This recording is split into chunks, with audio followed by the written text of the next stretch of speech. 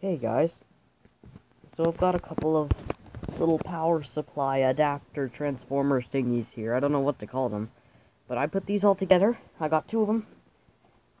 This is the first one I made. It looked a lot different. The rectifier board right here used to be on top of here. The switch used to be on the side of this, and it was facing sideways, like the switch was over here. And the plug used to be glued here. The plug is in the same space, it was just glued onto this. And yeah, but then I chopped it. By chopped it, I mean I took it apart and I put it together in a better way.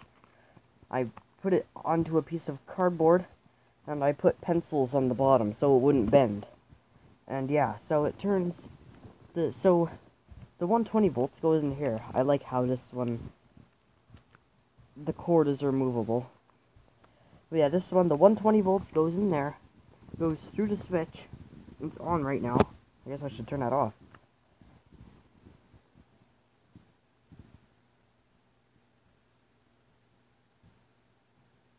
There we go.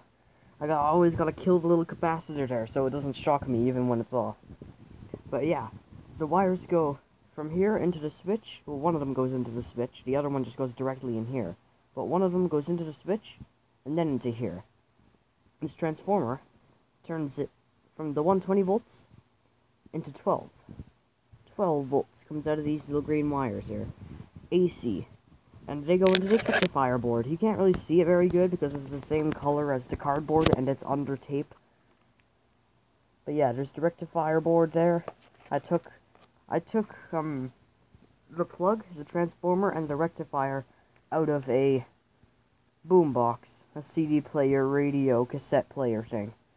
And yeah, we got the 4 diodes, the big electrolytic capacitor, and a few ceramic capacitors. I don't know what the ceramic capacitors do on that. All I know is that that's definitely for the reservoir. That's the reservoir capacitor. And the diode bridge.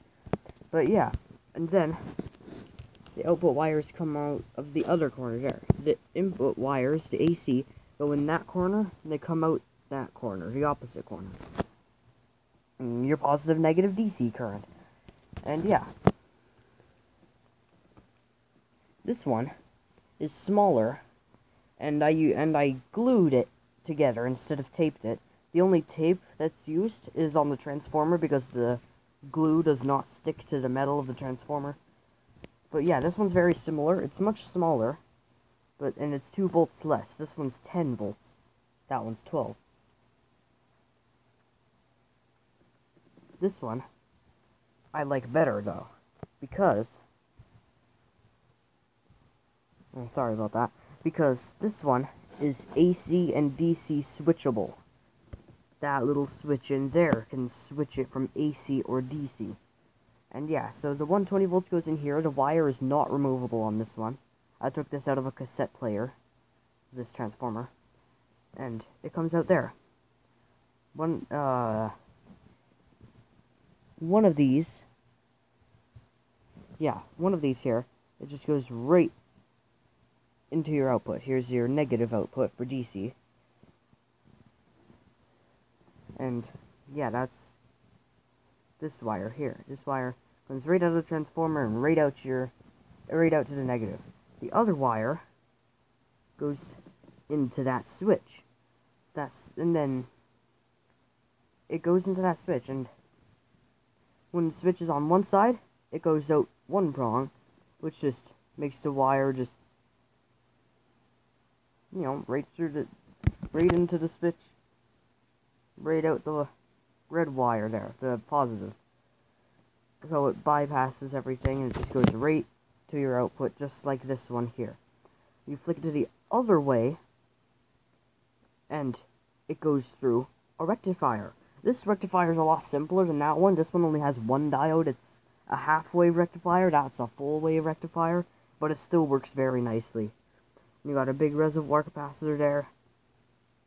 And yeah. Well, it's actually the opposite of what I just said. The switch is actually the opposite. Everything is the same. It's just this way is AC, this way is DC. And yeah, so you can switch that whenever you want. And yeah. I often hook these up in series to make 22 volts. And I've got some stuff I can power. This is a 12-volt strip of LEDs. These LEDs are 3 volts each, and they're hooked up in series. I've got this big old capacitor here. 35 volts, 2200 microfarad, and my analog multimeter, and my digital multimeter. A speaker. Oh my goodness, excuse me, holy crap. Some pliers. A fan that's taken apart somewhat. Some tape. A little motor. A fluorescent light. This one's weird because it doesn't have phosphor coating on it. And my glue gun over there. And yeah, so I'm gonna hook up this motor and the speaker in series with each other. Actually, you know what? No, I'll hook up the LEDs first, and then I'll do the speaker motor setup. Okay, I have hooked up the LED strip onto the first one, the 12-volt DC one.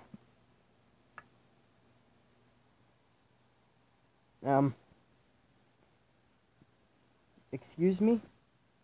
Why am I not getting power?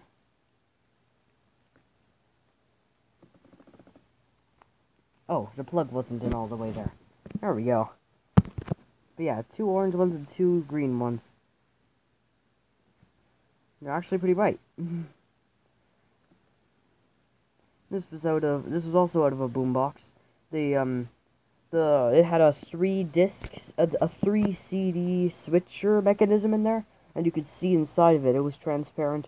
And these LEDs were at the very back of it, and they lit up the inside of that CD player. So you could see it all glue up orange. It was really cool. And if you notice, when I turn this one off, those actually stay somewhat on for quite a bit. And that's because that capacitor is slowly decharging or discharging or whatever word it was. But yeah, it's slowly releasing energy out into the LED, slowly running out like a battery. This one, the switch is hooked up before the transformer. The switch cuts the 120-volt wires. The switch in this one cuts the output wires. So, when this is plugged in, this transformer is going right now. This transformer is going. The wires that come out are being cut off. So there's electricity in here, and there's electricity going into this switch and everywhere. There's electricity everywhere in here right now, except for this wire. This positive wire is the only wire right now that does not have electricity in it. I turn this on, click, boom, there's electricity in it now. Cuts off the output, cuts off the input. But yeah, so this one, when I hook it up to that one, it will not have that fade away effect because the capacitor will instantly be cut off. I'm gonna get this off and put it onto the other one. Alrighty now, I have hooked up the lights onto my other power supply.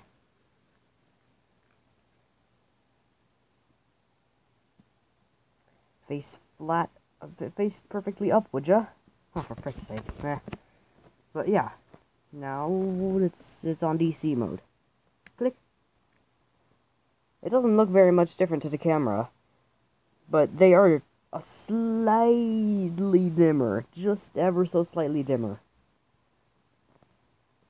Now, when I flick it onto AC, click. They're now on AC mode, so they look dimmer because they're flashing now. Face sideways. Let's change the camera angle. There we go. DC, AC, DC, AC. And yeah, so AC, when I move the camera around, you can notice they're flashing. But when I switch it to DC, they're no longer flashing. They still look like they're flashing, but that's just my camera's fault. AC, DC, AC, DC, and yeah. Click.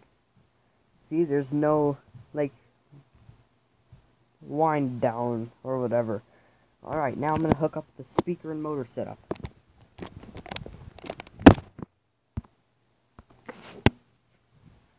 Alright, I've hooked it up.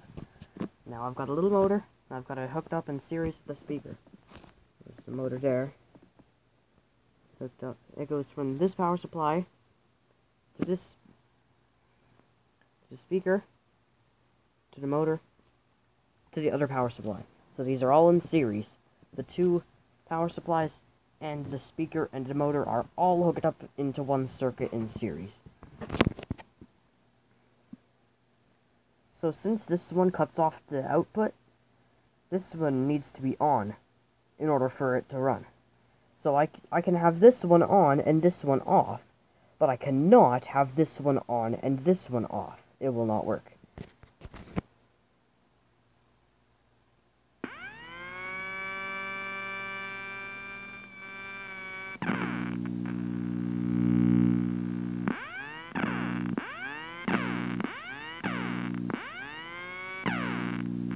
When I put it on AC, this is making that AC sound, and this is vibrating.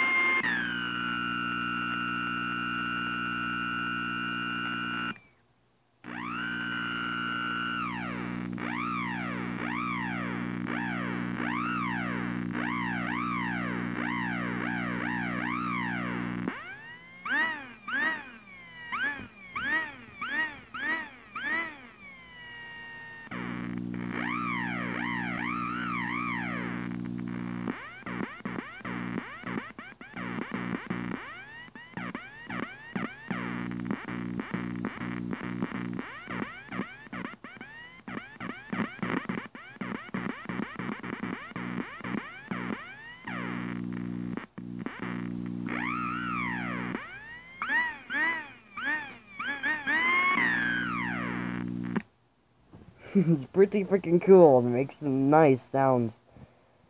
And yeah, those are my little power supply things. Good freaking bye.